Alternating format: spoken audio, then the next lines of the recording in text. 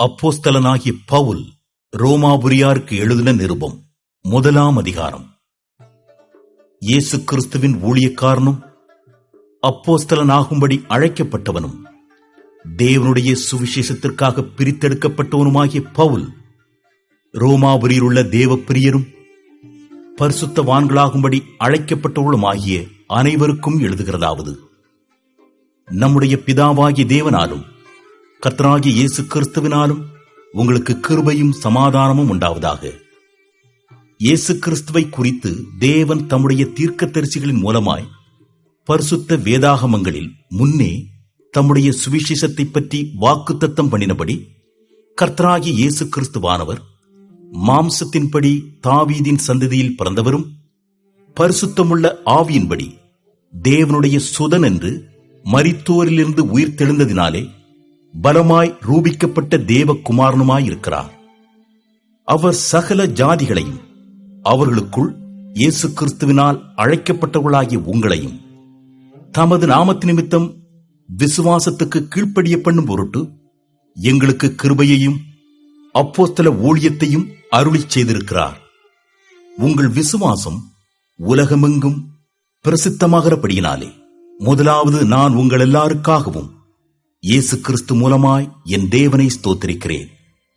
நான் ஜெபம் பண்ணும் போதெல்லாம் இடைவிடாமல் உங்களை நினைத்துக் கொண்டிருக்கிறதை குறித்து தமது குமாரனுடைய சுவிசேஷத்தினாலே என் ஆவியோடு நான் சேவிக்கிற தேவன் எனக்கு சாட்சியாயிருக்கிறார்.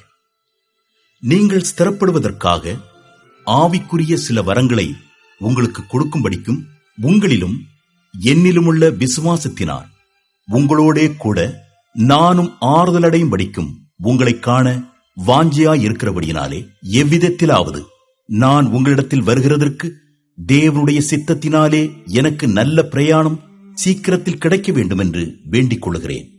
சகோதரரே, புறஜாதிகளான மற்றவர்களுக்குள்ளே நான் பலனை அடைந்தது போல உங்களுக்குள்ளும் சில பலனை அடையும்படிக்கு உங்களிடத்தில் வர பலமுறை யோசனையாயிருந்தேன். ஆயினும் இதுவரைக்கும் எனக்கு தடை உண்டாயிற்று என்று நீங்கள் அறியாதிருக்க எனக்கு மனதில்லை. கிரேக்கருக்கும் மற்ற அந்நியர்களுக்கும் ஞானிகளுக்கும் மூடருக்கும் நான் கடனாளியாயிருக்கிறேன். ஆகையால் ரோமாபுரியில் இருக்கிற உங்களுக்கும் என்னால் இயன்ற மட்டும் சுவிசேஷத்தை பிரசங்கிக்க விரும்புகிறேன். கிறிஸ்துவின் சுவிசேஷத்தை குறித்து நான் வெட்கப்படேன். முன்பு யூதரிலும் பின்பு கிரேக்கரிலும் விசுவாசிக்கிறவனெவனோ அவனுக்கு இரட்சிப்பு உண்டாவதற்கு அது தேவ பலனாயிருக்கிறது. விசுவாசத்தினாலே நீதிமான் பிழைப்பான் என்று எழுதியிருக்கிறபடி விசுவாசத்தினால் உண்டாகும் தேவ நீதி விசுவாசத்திற்கென்று அந்த சுவிசேஷத்தினால் வெளிப்படுத்தப்படுகிறது. சத்தியத்தை அநியாயத்தினாலே அடக்கி வைக்கிற மனுஷருடைய எல்லாவித அவபக்திக்கும் அநியாயத்துக்கும் விரோதமாய் தேவ கோபம் வானத்திலிருந்து வெளிப்படுத்தப்பட்டிருக்கிறது. தேவனை குறித்து அறியப்படுவது அவர்களுக்குள்ளே வெளிப்பட்டிருக்கிறது. தேவனே அதை அவர்களுக்கு வெளிப்படுத்தி இருக்கிறார். எப்படி என்றால், காணப்படாதவைகளாகிய அவருடைய நித்திய வல்லமை, தேவத்துவம் என்பவைகள் உண்டாக்கப்பட்டிருக்கிறவைகளினாலே உலகம் உண்டானது முதற்கொண்டு தெளிவாய் காணப்படும்.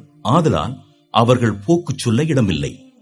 அவர்கள் தேவனை அறிந்தும் அவரை தேவனென்று மகிமைப்படுத்தாமலும் ஸ்தோத்திரியாமலும் இருந்து தங்கள் சிந்தனைகளினாலே வீணரானார்கள்.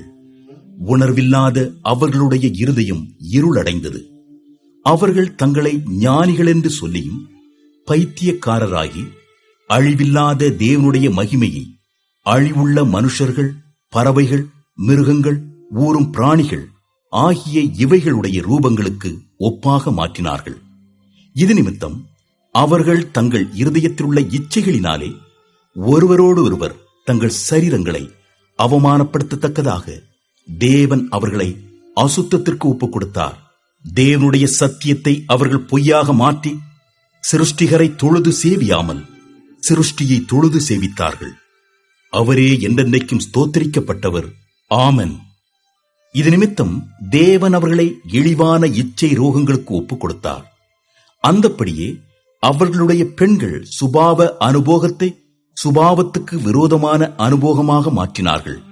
அப்படியே ஆண்களும் பெண்களை சுபாவப்படி அனுபவியாமல் ஒருவர் மேல் ஒருவர் விரகதாபத்தினாலே பொங்கி ஆணோடே ஆண் அவலட்சணமானதை நடப்பித்து தங்கள் தப்பிதத்திற்கு தகுதியான பலனை தங்களுக்குள் அடைந்தார்கள்.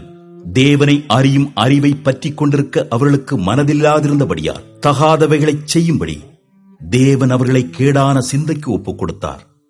அவர்கள் சகலவித அநியாயத்தினாலும் வேசித்தனத்தினாலும் துரோகத்தினாலும் பொருளாசையினாலும் குரோதத்தினாலும் நிறையப்பட்டு பொறாமையினாலும் கொலையினாலும் வாக்குவாதத்தினாலும் வஞ்சகத்தினாலும் வன்மத்தினாலும் நிறைந்தவர்களுமாய் புறம் கூறுகிறவர்களுமாய் அவதூறு பண்ணுகிறவர்களுமாய் தேவ பகைஞருமாய் துராகிரதம் பண்ணுகிறவர்களுமாய் அகந்தை உள்ளவர்களுமாய் வீம்புக்காரருமாய் பொல்லாதவைகளை யோசித்து பிணைக்கிறவர்களுமாய் பெற்றாருக்கு கீழ்ப்படியாதவர்களுமாய் உணர்வில்லாதவர்களுமாய் உடன்படிக்கைகளை மீறுகிறவர்களுமாய் சுபாவ அன்பில்லாதவர்களுமாய் இணங்காதவர்களுமாய் இரக்கமில்லாதவர்களுமாய் இருக்கிறார்கள்.